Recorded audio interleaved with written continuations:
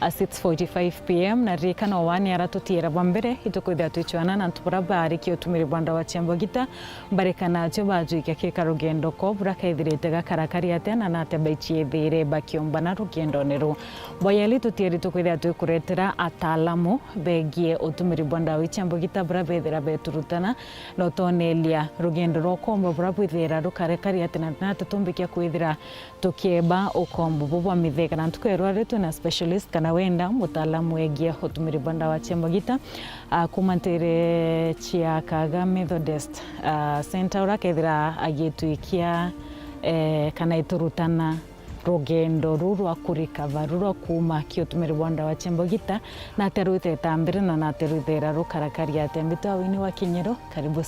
Karibu sana asante na mutegeri watu tikire twithire tugitumira lugera kaithira iri izikiewe kwithira ayikueleza boya na tunakumatere chia Masai. Umetoka Masai? Masai. Karibu sana. Asante. Na tunashukuru sana kwa kukubali kutuongelesha, kutufunza na kutuonyesha njia ambazo tunafaa kufuata ili at least wale watu ambao wako kwa utumizi wa dawa za kulevya wanaweza pata usaidizi na wale hawako waone hiyo njia si nzuri. Salimia mtazamaji. Asante mtazamaji na kusalimu hujambo. Nami si jambo. Kwa majina naitwa Kiprotich Robert, mtaalamu wa madawa za kulevya na pia mwanasaikolojia. Anafanya kazi na hospitali ya Methodist Treatment and Rehabilitation Center ambayo inapatikana Kaga, kaunti ya Meru. Karibuni sana. Karibu sana Meru. Asante.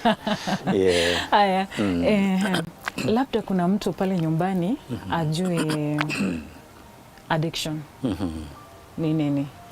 Maybe kitu cha kwanza unaweza tufundisha ama tuelimisha kidogo kuhusu mtu atajuaje ni kama anaingia kwa addiction bila kujua, and then after kujua hivyo now the journey to recovery ama hiyo safari ya yeye kuweza kupona inaenda aje?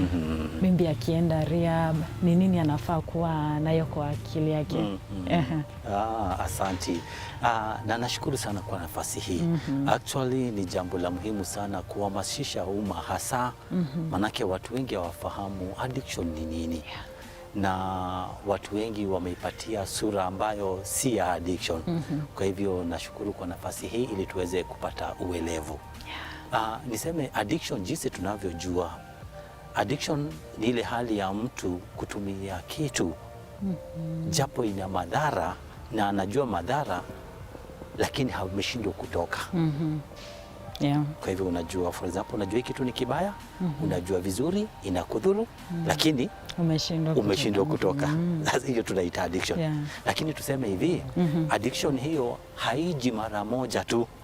Hawezi ukawa leo umeanza kutumia your drug of choice, labda tuseme unatumia pombe ama bangi, alafu kesho tukasema you are addicted. So hii inakuwa pia inachukua hatua kadhaa ili ikafika mahali ambapo tutasema huyu mtu. Na hatua ya kwanza ambao mtu huchukua ni ile hatua ya kwanza ya mtu kutumia hicho kitu anachokitumia ama kunywa kile anachokikunywa, na anaitumia kwa sababu ya kutaka kujua jinsi ambavyo watu husikia, jinsi ambavyo watu uhisi. Watu tu husikia kwamba kwa mfano kama ni bangi, watu husema ati wale waraibu wanasema unapovuta una feel high alafu mafala wanabaki chini. Sasa niambie wewe, ushasikia kuna hiyo feeling ya mtu kujisikia vizuri, sasa unataka kuexperiment. Na mimi nisikie wanachosema ni kweli. So unaitumia kwa sababu ya kutaka kujua. Tuna kimombo anasema curiosity. Ama kuexperiment. Hiyo ndio huwa hatua ya kwanza before addiction sets in. Lakini utapata kufahamu kwamba si watu wote, ni watu wachache sana hiyo kitu. Kuna wengine itawapatia good feeling na kuna wengine itawaharibikia. So wale ambao inawaharibikia, unasikia mtu anasema mimi nilitumia hivi tu haikunipeleka vizuri nikaachana nayo. Alafu kuna wale watu wengine ina progress, wanaingia sehemu ya pili, ambapo nao hatua ya pili ni huyo mtu ambaye anaanza kuitumia Sasa lakini si kila siku anaitumia, ni kama ameipatia ratiba. Mimi nitakuwa natumia kila weekend. Katikati ya wiki mimi nafanya kazi, sitakuwa nakunywa, sitakuwa natumia, ni weekend peke yake. Weekend peke yake. Ama nitakuwa natumia tu wakati kuna sherehe, tuna birthday, kuna graduation. So anaitumia nao for recreational use, ile tu kwa raha zake, kwa starehe zake. Hiyo ni stage ya pili. Haya, huyu mtu pole, hii tunasema ni kama train. Gari la moshi likishatoka kule kwa station, ishanoa nanga, hakuna reverse gear. Sasa ushafika stage ya pili, unatoka unaingia stage ya tatu, ambapo sasa stage ya tatu huyu mtu anaitumia sasa, na anapoitumia sasa anaitumia kwa sababu ile tolerance ishaingia kwake. Ya kwamba nilikuwa nikivuta mfano bangi msokoto moja inanipa hiyo feeling nzuri, lakini siku hizi ninapovuta hii moja hainipi hiyo feeling, inabidi niongeze nivute misokoto miwili ndio nipate ile feeling yenye nilikuwa nayo before. So unakuwa umeingia katika hiyo hali ya tolerance, imeanza kuingia, imeanza kuingia hiyo uko stage ya tatu. Na wakati uko katika hiyo stage kidogo utapata kuona kwamba hali yako ya maisha inaanza kuwa affected. Mfano kama wewe ni mwanafunzi, kidogo unapata kuona kwamba darasani haupatikani, mtihani haufanyi, ama hata shule umeacha. Kama ni kazini ushapewa warning ya kwanza, ushapewa warning ya pili, sasa tunangojea mwisho uvutwe. Kama ni ndoa, siku hizi ndoa haina maana, hata hiyo nyumba yenyewe haulali. Kwa hivyo hiyo sehemu ya tatu ishaanza kuaffect maisha yako ya kila siku. So polepole huyo mtu anazidi kuzama, anaingia hatua nyingine, na anapoingia sasa hatua nyingine, anaingia hatua ambayo sasa inakuwa ile tunasema mtu sasa inakuwa hawezi akafanya majukumu yake ya kawaida pasipo kutumia ile lugha mtaani huwa tunasema kutoa lock. Unaona mtu anamka asubuhi, alibubia mvinyo tuseme jana yake, kwa mka asubuhi mkono inatetemeka, hata glasi hawezi akashika, hawezi akafikiria straight, so inakuwa mpaka anywe atoe lock. So hiyo ni stage ambayo ni ya pili mwisho. Na inapofika hapo sasa ndio mtu anaingia katika hatua ya mwisho sasa ambayo tunaita addiction. Na sasa katika hii addiction sasa ndio jinsi nilivyosema pale mwanzo, inafika mahali ambapo kulala kwako, kuamka kwako, kutenda kwako, mawazo yako ina revolve, inazunguka katika kile ambacho unatumia, kama ni pombe, kama ni bangi. Kwa hivyo nikiamka leo nipatiwe kibarua, nitafanya kibarua nikifikiria ndani ya kibarua nitapata 50 yangu, 200 yangu ya kutumia. Ukinituma na hela, nitaenda niitumie kwanza kile ambacho kinanifurahisha mimi, ambapo ni my drug of choice. Kwa hivyo maisha yangu yote is all about my drug. Kama ni kukudanganya, nitakudanganya. Kama ni mtoto labda anapigia mzazi simu, nimeshikwa na polisi, mama, hata ndio huyo polisi hapa hivi, zungumza naye, anaomba umtumie pesa kidogo ili aweze akapata tu hiyo kila anachokitumia.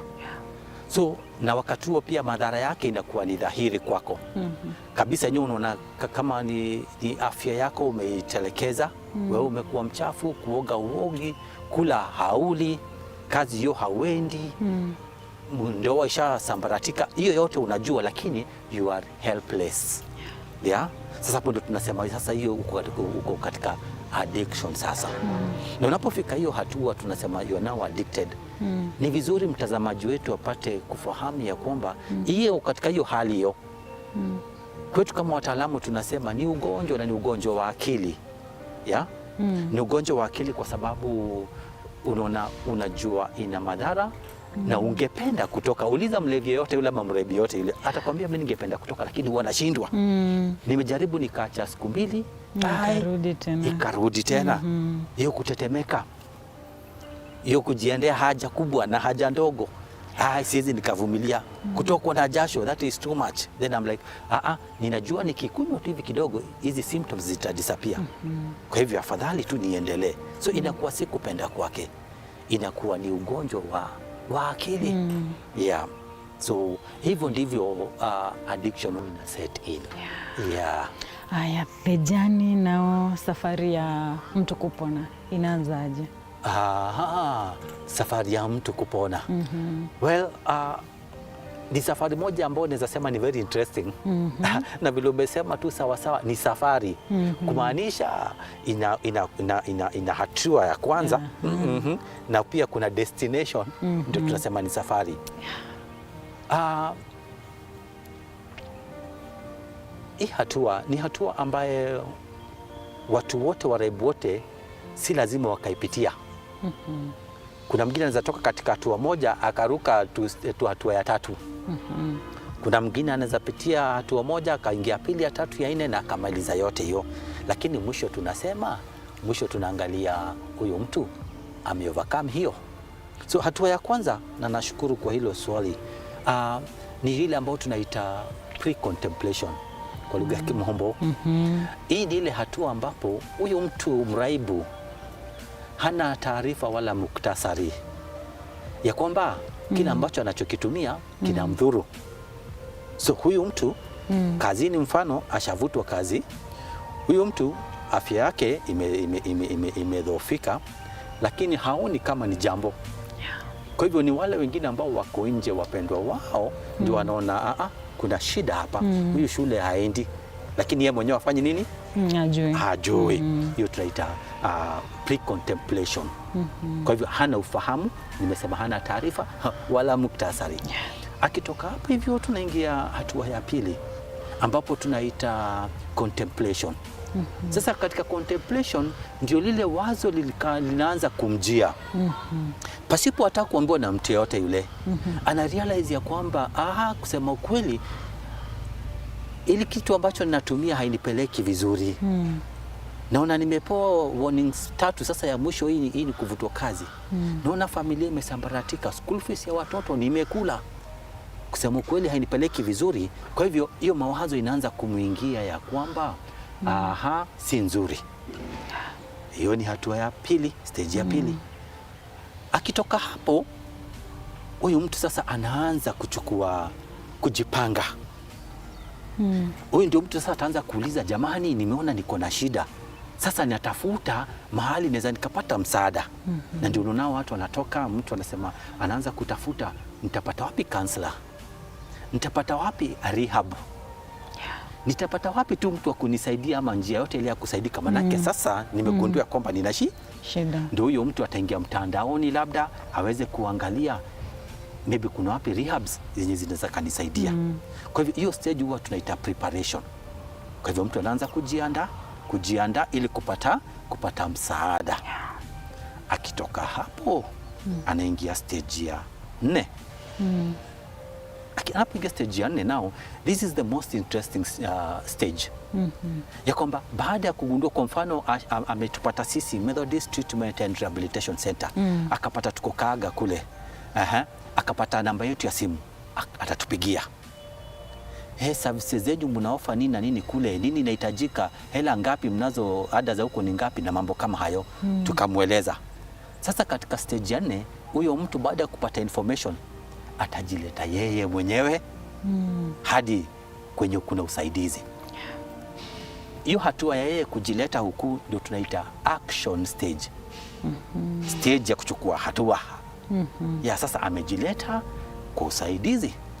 Sasa akishafika kwenye rehab hapa hivi, sasa tunaingia, once ameingia katika hiyo gate na amekuwa admitted, tunaingia katika hatua nyingine, stage nyingine ambao tunaita ni maintenance. Hiyo ni stage ya 5 katika journey to recovery. Ya kwamba unapoingia huku kwetu sasa, inakuwa hatuna hizo vitu, hatuna sigara, hatuna pombe, hatuna bangi, hizo vitu. So inakuwa ile ya mwisho yenye ulivuta kule nje ya gate ama kule nyumbani, hiyo ndio ya mwisho. Kwa hivyo unaanza safari ya kumaintain. Na una maintain nini? Sobriety. Sasa hiyo maintenance stage inaanzia hapo sasa, na inakuwa ni ombi letu ya kwamba iendelee kabisa hadi mwisho. So unakuja, tunakuwa katika program, tunaku take through kama ni detox, unasafishwa hizo vitu zinatoka kwa mwili. Kama ulikuwa na shida ya saikolojia, kuna mambo yalikuwa yanakusumbua, unasainiwa counselor ambaye atakutake through. So kuna program taizungumzia, kuna program ambayo inafanyika pale ya kukusaidia. Alafu hatua ya mwisho huwa ni tunaita relapse. Relapse ni ile hali tena ya kurudi. Thank you. Unapata kwa watu wengine unaweza pata kuona amejaribu akatoka kama za program akaenda, lakini kwa sababu ya changamoto kidogo akapata kurejelea ile hali yake ya mwanzo. Hiyo tunaita relapse. Na huwa ina happen. So katika safari ya recovery huwa ina assume hiyo pattern. Lakini nikasema si lazima kila mtu pia tena apitie yoyote. Si ni kweli? Maanake utasuri nini dada Winnie, utakumbuka kuna wengine wenye utangojea mpaka ajielewe na hata wajielewa. Si ni kweli? Ndizo utapata kuona kwamba wale wapendwa wao ndio wanaona mpendwa wetu anapotea. Na tukimpa muda itakuwa too late. Ndio unaona mtu anashikwa, wengine hata labda hajui, si kwa kupenda kwake, anabebwa, analetwa ili aweze kusaidika. So unaona huyo hakuwa na ile hali ya kupitia stage ya contemplation. Amejipata tu from pre-contemplation ya kwanza na up to maintenance. So hizo ndio safari kwa ufupi. Na mtu by the way anaweza amua leo nimeacha kabisa na akaacha na ikaisha hivyo. Funny enough and good enough, let me say, ni kwamba mtu anaweza. We have cases za watu ambao wameamua kuacha na wakaacha. Na hii inachangiwa sana na ile tunasema the willpower. Willpower ni ile msukumo yenye inatoka ndani. Unajiambia kuanzia leo mimi hii ni ya mwisho na nawachana nayo. Na msemo wewe unasema kila ambacho kitazaliwa niko tayari kunyonyesha. Ya kwamba ninajua, na hata kuna mwingine alinifanyia hivyo. Alikuwa mtumizi wa uraibu wa heroin. Alikuwa anajidunga. Na akaniambia akanieleza, mimi najua shida yangu ni hii. Lakini akaniambia mimi kuanzia leo sitawahi tumia. Manake zile withdrawals za heroin huwa mbaya sana. Mtu anatetemeka, anajiendea haja kubwa, mtu anakauka. Lakini akaniambia hivi, daktari, mimi naomba hivi, wacha nitetemeke, wacha nijiendee haja kubwa, lakini mimi nimeamua sirudi. Utapata kuona kwamba hiyo goodwill hiyo unapowacha, kwa sababu mwili mtu yote yule lazima undergo withdrawal. Ya kwamba manake mwili ilikuwa imezoea. Ukisha inyima ama uje uipunguze, mwili itapata shock. So kutakuwa na hizo withdrawals. Kwa hivyo mtu yote lazima apitie hiyo. Lakini sasa katika vile tumesema mtu anaweza akaacha mara moja na akaacha. Huyu ni mtu mwenye nimekuambia willpower yake iko juu na ako tayari, anajua madhara ya kuacha na kile ambacho kitapatikana kitatokea. Lakini anajiambia hata likitokea nyuma sirudi, nitakazana. So it is very possible. Asante sana kwa kutufundisha na kutuelimisha vile ambavyo mtu anaweza saidika. I'm very sure kuna watu wengi pale nyumbani ambao wanatazama hii program. Wameweza kujua at least ni step gani ya kwanza nafaa kuchukua, ya pili, ya tatu, hivyo. So labda mtu akitaka kufikia wewe, anataka kuzungumza na wewe, anataka usaidizi, kuna mzazi pale nyumbani, ajui anaanza vipi. Umetuambia the first process, labda hiyo process ajui, ataenda wapi? Maybe unaweza tupatia contact zako? Asante. Kwanza napatikana Methodist Treatment and Rehabilitation Center. Iko Kaga, County ya Meru. Tunasema iko behind Meru School. Niko kule kama mshauri nasaa na pia mtaalamu wa madawa za kulevya. Nambari yangu ya simu ni 0720 755 694. Labda naomba nirudie kwa Kizungu. 0720 755 694. Na ningependa niseme kwa wale ambao wana wapendwa wao, ningependa kusema, tunasema kuna nuru. Tuelewe ya kwamba uraibu ni ugonjwa sawasawa na ugonjwa wowote ule. Tusije tukawatenga. Tusije tukawa na unyanyapaa dhidi ya wale ambao wanatumia. Kwa mgonjwa anapenda kusaidia wapendwa wao, ningeomba waje. Tumekuwa na wengi ambao wamesaidika, na naamini pia wewe utasaidika. Manake kule kwetu we have a group of professionals ambao wanafanya kazi yao kama wataalamu, and they give their best. Shukran sana. Na we wish all the best kwa kuweza hiyo safari yenu ya kuweza kusaidia watu. Muendelee hivyo hivyo. Asante. Kadesha mwanya mnakiwe mutegere Weru TV na tubakana kanyaga kwa tana bajuki mubango ya kombosha mithega uo kari mutaalamu watumiri bwegenda wa Chembogita na ndina maku ina at least Weru womba kwithira boki kwiyira stage embere iro batere kwithira ukiyukia gaita karoko na mwendo kukaninya wewe ngo wiki utumiri bwanda wa Chembogita ya yele thato mwanga the last stage ya kwithira wichenchi oturoboku no tira kwithira ukiasoba gitaw inu wa Kinyeru hithira wina kaitakia.